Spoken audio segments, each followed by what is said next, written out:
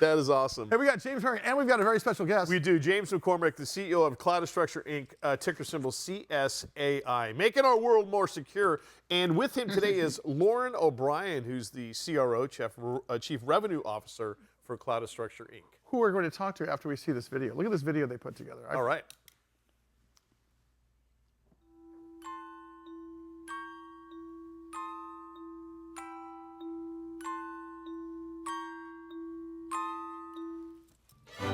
This is a secure area. You're being watched and recorded by a live agent. This is live security. You are being recorded. Law enforcement is on the way. Hi there. The pool's closed for the evening. Please head back to your unit. This is a secure area. You are being watched and recorded. Leave immediately. This is private property. We understand you may need assistance. Please move along safely.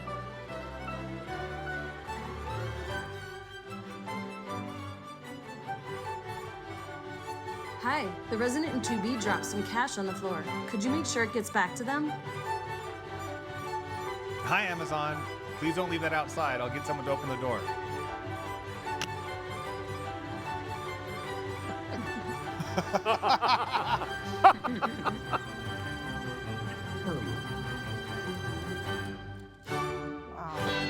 I love it. I can't tell if that's mean or that's just good business. James McCormick, Lauren O'Brien, great to have you along today, guys. I have to say, Sully. could you imagine? Hello. Could you imagine walking into a place thinking that you got it made, and someone over the microphone says whatever it's going to say? And, Well, I think, and James, we'd like to purchase the rights to some of the blooper reels that you guys see on your videos. Yep. James, great to have you once again. Of course, I see you got Lauren O'Brien, Chief Revenue Officer. Why don't you introduce your guest here? Because obviously, I don't think in the history of doing this television program for all these 30-odd years, we've had chief financial officers, chief marketing officers. I think we've ever had a chief revenue officer. I mean, I don't even want to talk to you anymore, James. I just want to talk to the person. And I don't blame you. We don't blame you. Hey, Lauren. Lauren from heretofore is going to be called LOB. Lauren O'Brien. You know what? That is my nickname. Is it really? LOB? Yes, Hey, Lauren, can you, just for our audience, because we have the highest level traders and we have the lowest level folks that are just learning about business, what is a chief revenue officer versus a CFO versus just a marketing person? Right, right. So the chief revenue officer, I like to think of it as someone who has the entire revenue engine for the company. So I'm not managing the financials. I do work with the CFO very closely on margins and budget and things like that. But it's really marketing. So you saw that little video. We create videos, webinars, information, branding, so people can trust us. Managing the sales team, of course, for pipeline and growth and revenue. But it's also the delivery. So when we get to a customer site, we want to make sure that we're implementing in an A-quality way, timely, on budget, so that the customer experience is really strong. And then once you implement and you have the product up and running, there's customer support, and then there's customer success, which is the training, the onboarding, and what we like to call delighting the customer. So all of those facets go into CRO responsibilities, and ultimately it's about the customer retention rate as a result of that and our growth. And as you know, our customer retention rate's 97%. So I think we're doing a good job. That seamless customer service experience is something that I think is missing. I complain about this all the time, especially if you go to, let's just say you're going to a restaurant, and they have to have a valet. I think there's a disconnect between what the chief revenue officer thinks is happening and what's happening, whether they're going to my door versus my date's door, which is usually Mike. By the way, so but at the end of the day, how do you ensure that? Because obviously, with that kind of customer retention rate, obviously there is a seamless customer service experience. At the same time, at the end of the day here, you are trying to drive margin here. I mean, you are CRO of a publicly traded company who serves at the pleasure of the board of directors, who serves at the pleasure of the shareholders. How do you manage that? That seems like a big task to do as quarterback in that whole thing. Well, I think it's a culture of making sure that the customer comes first. It's not, yes, it's a cost, but it's more an attitude. And so we make sure our team is 100% focused on the customer, and that drives more revenue. So from our perspective, it is very much worth it. Lauren Yeah, O'Brien. Oh, I'm sorry. Go ahead, Lauren. No, that was James. Oh, James, I'm sorry. I told you, we're not listening to you, James. Yeah. What? Can I just leave then? No, of course not. Your revenue officer's I'm there. kidding, She's going to I'm want to know kidding, what you're doing and what's going on. No, I'm just kidding. But yeah, I'm Go just ahead. kidding. But go ahead. No, I was going to reintroduce Lauren, of course, Chief Revenue Officer for Cloudastructure, Inc. Their ticker symbol is CSAI. You know, Lauren, take this, you know, whatever, but you kind of look like Christy Watkins, the girl got eaten by the shark in the original Jaws in the first scene. Wow. Oh, goodness. Merry Christmas, Lauren. Merry Christmas, Lauren. Thank you so much. Happy holidays.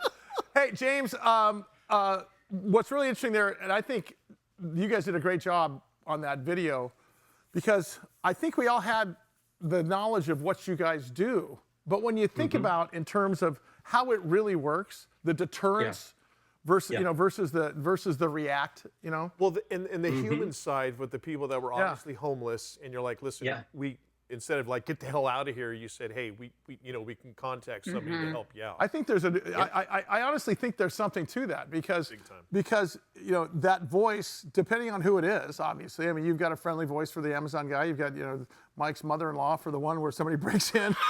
But I mean, but at the end of the day, it's that's got to be a science. Is there some sort of protracted technology there that says, use this guy from The Sopranos for this thing, or use this guy from the prison? I mean, because when you listen to those things, it's really interesting. And I realize, obviously, you created a video out of it. But there's got to be some sort of science to it, because it's working for you guys. I mean, you guys are deterring versus having to react or respond to something that's already happened. Exactly, which you've paid attention to the last few sessions that we've done, Sully, right? You hit the key. You excuse me, you hit the key points. We're about deterrence, not just being reactive. And kind of following on to Lauren's point that she just made, it really is a company-wide approach to taking care of our customers, and that includes how we respond to different types of events. We've spoken in the past about our remote guarding capabilities that provides a 98% deterrence rate from something that's identified as a threatening activity. And the remote guards, live people, humans in the loop, they're the ones that are delivering those messages.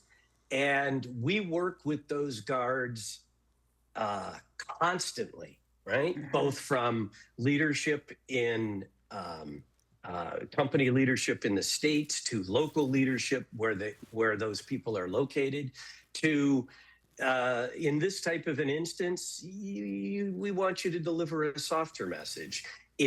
Someone has a crowbar, you have to be more direct and really pounding away and emphasizing the seriousness of the situation. So it's to some extent, Sully and Mike, Mary, it's blocking and tackling, right? But it's all with an eye towards what we need to do to deter a problem before it becomes a problem, so our customers remain delighted. That's how I think we would say it. James, you were just talking about the actual guards. So were some of those voices AI voices and some are real people voices that are delivering? Because some of them sounded a little bit like it could be AI. But and the Amazon one, I was thinking, how do they know it's an Amazon person? But if you think about it, though, you're right, they do. But like with a halo collar for dogs, which is not a shock collar, it's like a speaker, and you go, hey, it's any sort of interruption, right? I mean, it's a slap. Right. It's a slap to the sensory, regardless what it is. Now, whether it's a gentle slap to the sensory or it's Bobby Knight. Nothing subtle about Coach Knight. Excuse me. What we would say is, Mary, no AI, right? We don't use pre-recorded messages. We've looked at it. Certain instances, it could make sense just because it could be quicker from a response time standpoint.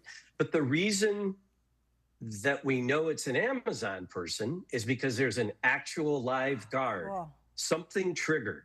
Right? A live feed went to that guard, he's looking at the feed and he knows that the person is wearing an Amazon vest. That's amazing. So that's how we. Hey, we got to get us some Amazon vest. Yeah, we do. Yeah. Stay right there, you guys. Well, yeah, there you go. Stay right there for 1 second. We're going to take this over. James McCormick, the CEO of Cloudastructure, Inc., and his Chief Revenue Officer, Lauren O'Brien, a.k.a. LOB. Much more with them as the Big Biz Show continues right after this.